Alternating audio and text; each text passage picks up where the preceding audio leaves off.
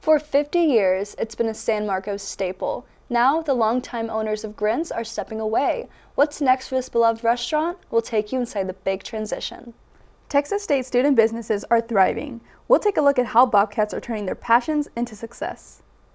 Texas State took on Binghamton, but that's not all. Find out how the Bobcats pulled off a huge win over the nation's top-ranked team. All that and more on this edition of Star News Network.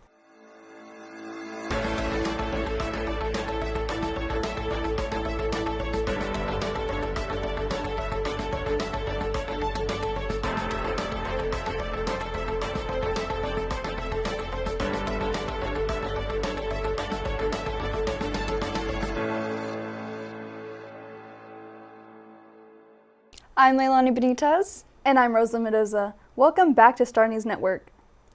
For 50 years, a small restaurant in San Marcos has been serving up food, memories, and a sense of home. But after decades of dedication, the owners of Grins are stepping away. Marisa Nuñez takes us inside the milestone celebration and the transition that's bringing big changes. On any given day, Grins feels like home, a place where generations of Texas State students, families, and locals gather over burgers and more. But this February, as the restaurant celebrates 50 years, a different kind of milestone is unfolding. It all started in 1975, when a young college student named Paul Sutphin took a job at Grins for just $2 an hour. When I started, I was a senior in college, and it was $2 an hour. As the first cook hired, $2 an hour, and a lot of it was survival. But survival turned into something bigger. Sutphin and his longtime business partner, Johnny Farrell, worked their way from employees to owners. Over 5 decades, they built not only just a restaurant, but a community. I mean, I see 100 people a day. I've got 40 employees that I'm responsible for. I'm going to miss all of that. After nearly 2 years on the market, the search for a new owner is over.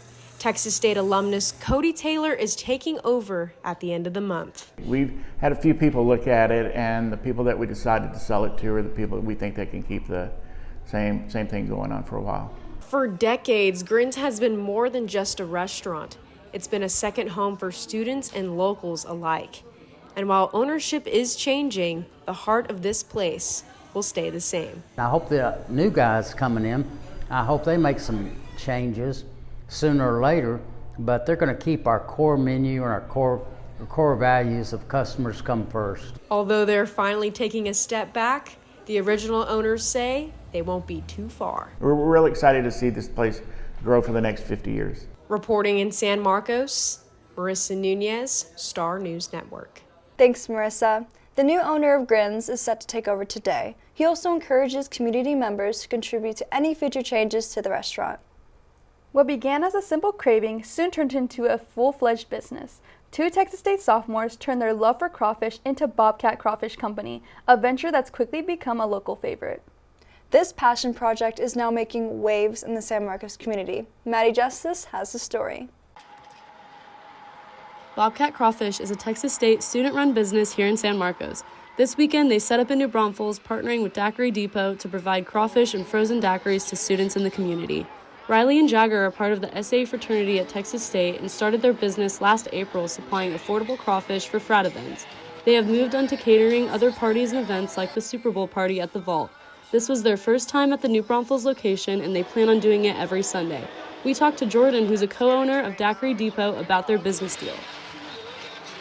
We met Riley and Jagger at a Texas State tailgate and in the seat watching the Bobcat game. We started having conversations about our business being the Daiquiri Depot, and they started talking about their crawfish business, and we thought what's better than crawfish and daiquiris, and so we decided to go in together and start expanding into different locations and bringing them to New Braunfels. Texas State students traveled to New Braunfels to taste their crawfish at a low price, also while enjoying the variety of daiquiri flavors. This opportunity has provided Riley and Jagger with a new audience and direction to take their business. Thanks, Maddie. Bobcat Crawfish definitely seems to be popular among the students. This small business might be the start of something great for these young entrepreneurs. On the topic of small businesses, Texas State dedicates a space on campus for students to showcase their own small business. From handcrafted goods to innovative startups, the marketplace is bringing the community together to support local talent. Here's reporter Carlene Oda with more about Bobcat Bazaar.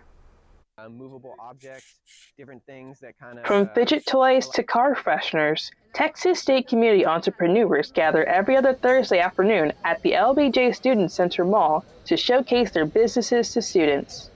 The Bobcat Bazaar Student Marketplace gives students the opportunity to promote their small businesses on campus.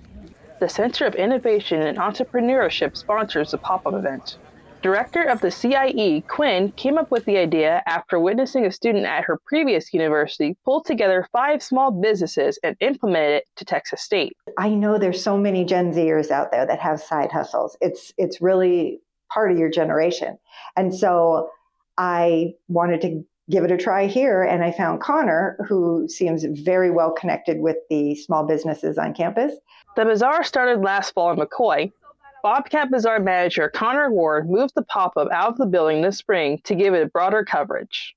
I'd like to include that students, regardless of being a business major or any major all across campus, can get involved. They just have to be a student here, and we also provide tents and tables for students, so really all that they have to do is bring the items that they like to sell. Mechanical engineering sophomore Joel Davis sells 3D prints. The pop-up event allowed him to sell in person without the difficulties of doing it by himself. It's been good.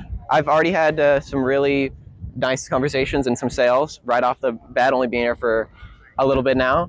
But it's a really great opportunity to be able to sell in person and also speak with Texas State students. Students can sign up for the bazaar through the CIE's Instagram at TXST_CIE or the flyers around campus. For Star News Network, I am Carlene Ota.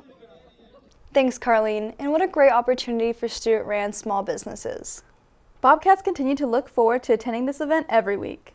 Now, let's head to the Diamond, where the Bobcats went head-to-head with the Binghamton Bearcats. Reporter Paul Richardson has the highlights. Every team wants to start off their season with a bang. The Bobcat baseball team did just that by winning the first 2 games of their opening series against Binghamton. But as they looked to complete the sweep on Sunday, a second opponent came to play.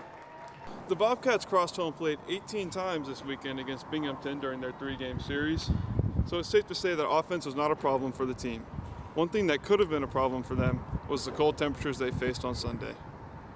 But the cold was no match for the Bobcats, who would go on to take the game in dominant fashion, sweeping the Bearcats with the help of grit, power,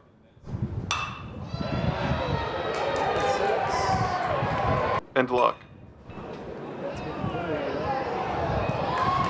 A 2-out error by Binghamton right fielder Braylon Gonzalez turned out to be the difference in the game after the Bobcats scored 6 runs before the Bearcats recorded another out. The leader of the offensive surge was sophomore center fielder Ethan Ferris, who went 3 for 4 and drove in 3 runs, 2 of which came off a big triple to center field. Starting this week, the Bobcats will begin what may be their most challenging stretch of opponents this season, and head coach Steven Trout understands that his team's momentum can still be built upon. I think if you asked our team, we didn't play our best baseball this weekend. We got 3 wins with not playing our best baseball. Some really bright moments on the mound, some bright moments in the box. But from overall, we can swing it better. We can do things better defensively and on the mound and base running wise. And so we got to continue to get better. But yeah, we're about to get really challenged here, start on Tuesday. So going to a big league ballpark, see how some guys respond to it, and continue on with the challenge. I'm excited to watch them play myself. The Bobcats will take a quick Tuesday trip to Arlington tonight to face the Oklahoma State Cowboys at Globe Life Field before heading back to San Marcos for a 3-game series against Illinois this weekend. Thanks, Paul. The Bobcats went on to secure a win this past weekend over A&M baseball, which is currently the #1 ranked team in the nation. Well, Bobcats, that is going to be everything we have for you today. Thanks for tuning in. I'm Leilani Benitez. And I'm Roselyn Mendoza. We'll see you next time.